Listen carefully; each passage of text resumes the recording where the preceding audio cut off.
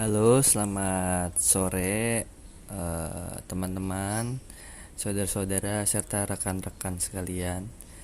Perkenalkan, nama saya Alfi Subakti Wicaksono, mahasiswa reguler 2 Fakultas Psikologi Universitas Mercubuana Jakarta. Pada kesempatan kali ini saya akan membahas tentang peristiwa politik yang belum lama atau bahkan sekarang sedang terjadi, yaitu demo penolakan Undang-Undang Ciptaker di tengah wabah COVID-19 ini. Dalam keputusan, kebijakan pemerintah pasti selalu ada pro dan kontra yang datang dari masyarakat. Pro dan kontra tersebut dipengaruhi oleh pencernaan masyarakat terhadap kebijakan tersebut. Masyarakat sendiri pun banyak yang mencerna kebijakan itu dengan mentah-mentah. Tidak sedikit pula yang mencerna dengan matang-matang. Banyak media juga yang memberitakan kebijakan pemerintah dengan rangkaian kata atau susunan kata yang membingungkan, sehingga masyarakat melihatnya melihat beritanya menjadi simpang siur dan tidak mencerna berita secara utuh. Nah, ada juga pesan berantai yang menyebarkan hoax atau berita bohong, sehingga mempengaruhi masyarakat yang membacanya. Banyak para ahli memberikan pengertian kebijakan publik dengan beraneka macam pernyataan, walaupun pada intinya sama, yaitu memiliki penekanan pada segala keputusan yang dibuat oleh pemerintah terhadap masalah yang sedang dihadapi dalam rangka pemenuhan kebutuhan masyarakat yang beraneka ragam dan terus berkembang akibat dari tingkat pendidikan yang lebih tinggi yang diperoleh dan perkembangan teknologi yang pesat.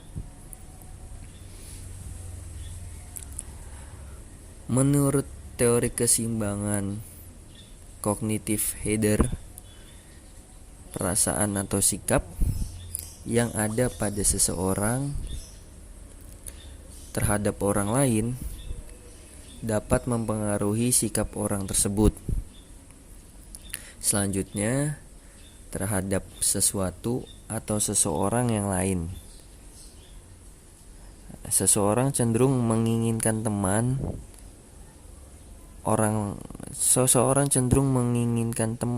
atau orang yang disukai atau dikaguminya memiliki sikap dan pemikiran yang sama dengan dirinya. Begitu juga sebaliknya. Seseorang akan cenderung mencari keseimbangan di dalam kognisinya, membuatnya menjadi seimbang.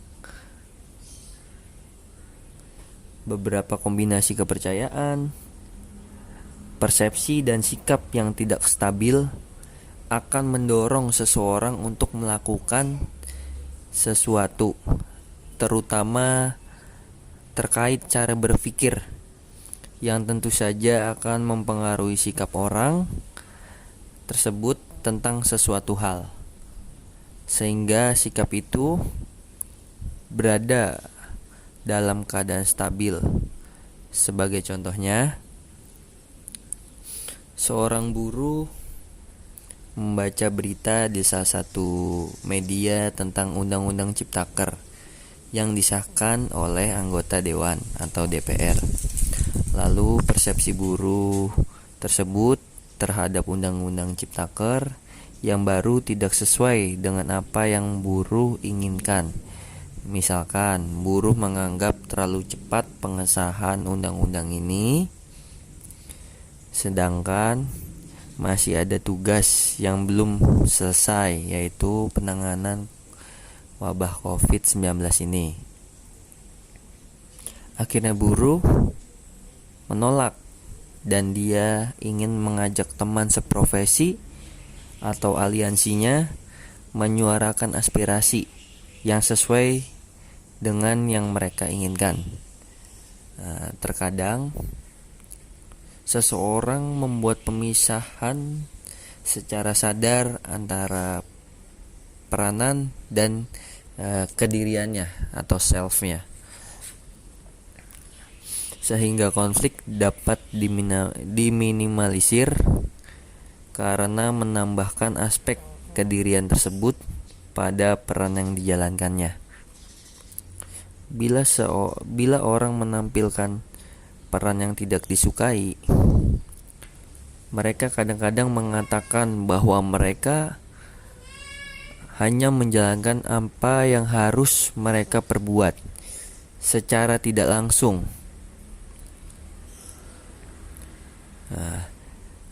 Secara tidak langsung individu ingin mengatakan karakter mereka yang sesungguhnya tidak dapat disamakan dengan tindakan-tindakan seperti mereka itu. Contoh, terdapat seseorang atau pegawai atau ASN atau anggota dewan yang mengalami kasus atau tersandung kasus korupsi. Terus masyarakat beranggapan atau beliau yang bersangkutan beranggapan sistemnya memang sudah seperti itu. Jadi jangan anggap DPR itu suka korupsi atau tukang korup. Terjadinya penolakan dari aliansi buruh mempengaruhi sektor yang lain, seperti dari sektor pendidikan, mempengaruhi persepsi mahasiswa. Dari situlah terjadi pergejolakan yang kuat sehingga mereka ingin menyampaikan aspirasi walaupun situasi sekarang tidak kondusif, sedang dilanda wabah COVID-19 ini. Konflik yang terjadi pun ada berbagai macam ragamnya. Konflik sendiri pun ada berbagai macam ragamnya, bentuknya serta jenisnya. Menurut Sutopo 1999 mengklasifikasikan jenis konflik dipandang dari segi materinya menjadi 4, yaitu yang pertama konflik tujuan, yaitu konflik terjadi jika ada 2 tujuan atau yang kompetitif bahkan yang kontradiktif. Yang kedua konflik peranan, yaitu konflik yang timbul karena manusia memiliki lebih dari satu peranan dan tiap peranan tidak selalu memiliki kepentingan yang sama.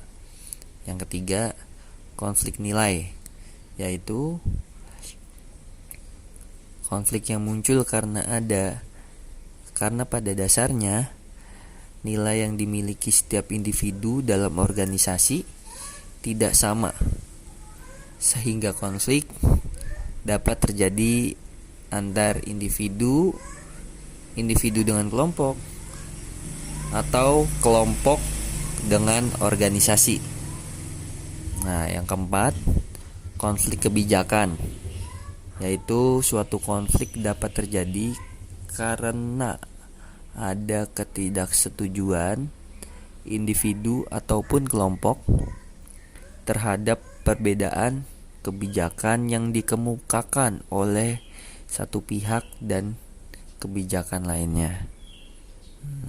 Kebijakan publik yang telah diputuskan bukanlah suatu akhir dari proses terhadap pemecahan masalah, yang ada.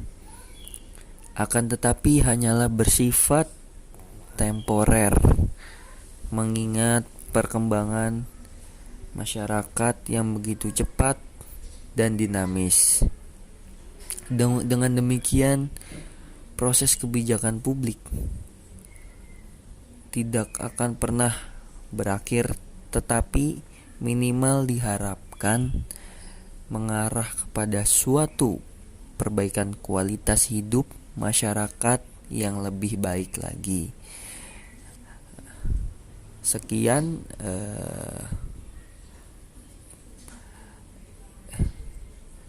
dari saya, kurang lebihnya mohon maaf.